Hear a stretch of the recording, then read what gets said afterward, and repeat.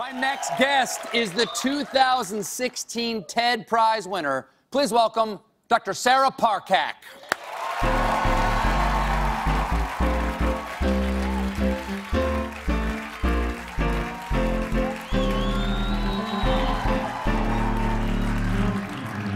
Okay, I'm fascinated by your subject. First of all, congratulations on being on the winner of the TED Prize. What do you get with the TED Prize? $1 million. What? $1 million. Holy cow. You've got to do a TED Talk about getting $1 million. Yes. Okay, so explain to the people out there what a space archaeologist is. You don't do archaeology in space, you use space for archaeology, right? Right, so think about what would happen if Indiana Jones and Google Earth had a love child, right? So like, I'm thinking about it, thinking about it.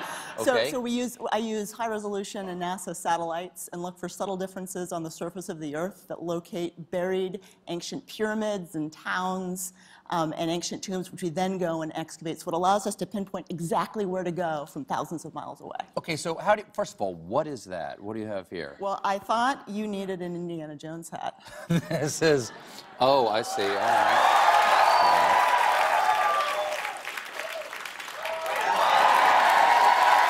Not bad.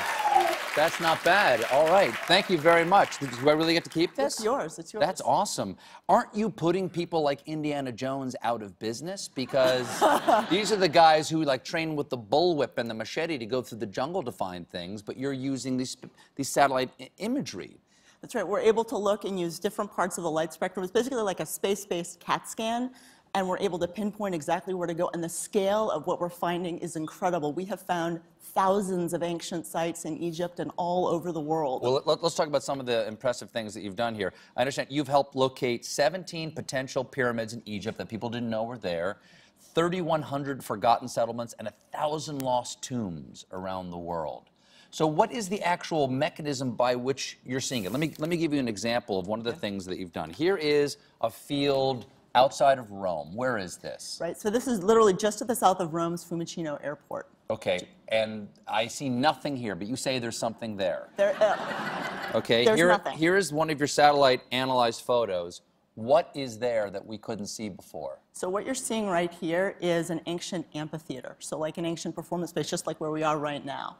And processing the satellite data and looking for subtle differences in vegetation health, which you literally cannot see visibly, we're able to map this. It's about 120 feet across. So is this just a chemical signature that you're seeing with this satellite imagery, like sort of chemical spectrography, that you're seeing some off-gassing from the ground that we can't see normally? Right, so we're looking in the infrared part of the light spectrum, and we're looking for subtle differences in chlorophyll, which indicate vegetation health. So the plants that are growing on top of the stone literally are less healthy, and we're able to pick up those differences, and you can see the outline is very clear. Here's one of the most extraordinary things that you found. This is in Egypt, I think. Okay, is it? I was gonna say. Yeah. Okay, so this is just a bit of desert. This is just a field of sand, right? Yeah.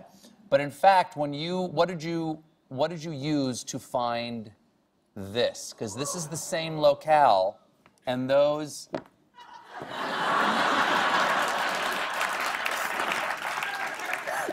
You're feeling pretty good right now, aren't you? So what we're seeing right here is the ancient site of Tanis. It's about 2 hours to the northeast of Cairo. Tanis. This is Tanis, the famous Tanis. Tanis from Indiana Jones, from right. Raiders of the Lost Ark. This is the city of Tanis that they find with the medallion burned into the guy's hand, the thing that was swallowed by a sandstorm that lasted a year, wiped off the face of the planet by a vengeful god. You found Tanis?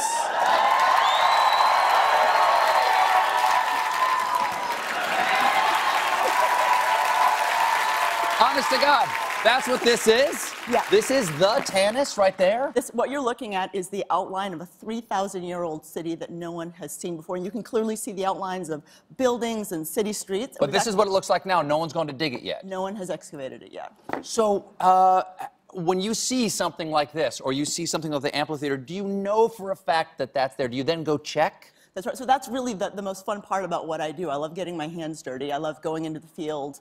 And that's just the most fun because, of course, from space, you think you're seeing something, but when you get to dig on the ground, you have no idea what types of objects you're going to find. Is there a, in archaeology or in lost cities or civilizations or tombs or artifacts, is there a holy grail? I mean, obviously, other than the Holy Grail, is other than the Holy Grail. Is there a Holy Grail out there? Something they go like, we've got to find, say, Genghis Khan's tomb, or is like the one thing that everyone keeps on saying, please look for me, please look for this thing? So what's incredible about archaeology is that literally every day archaeologists are making headlines by making the most incredible discoveries. In the last year alone, we found new evidence for human ancestors, the oldest human tools from 3.3 million years ago in Kenya. Literally everywhere we look, we don't know what we're going to find. And they're literally... Can you find things that old with what you're doing? Can you see evidence of human settlement from prehistoric times? Yeah, not from millions of years ago, obviously not in caves, but certainly Neolithic settlements, things from many thousands of years ago. And literally there are millions of undiscovered archaeological sites around the world. What's the coolest thing that you've found? The coolest thing that I have found, I would say that just literally everywhere I look, there are thousands upon thousands of sites, and I consistently surprise myself. Oh, so the thing that surprises you is that no matter where you point it, you see something? Like even when I'm sure, I tell my team it's impossible, like we're not going to find something in this place. I'm always wrong. We find things everywhere. So humans have really pretty much put up a hut everywhere they've been. There's nowhere left on the planet that somebody hasn't been, probably. But what's really extraordinary is that, we have survived as a species for over 100,000 years. What's amazing to me as an archaeologist is the more and more I study, the more I realize that we are resilient, we are creative, we are brilliant, and this is what makes us human, and that has not changed since we've been human.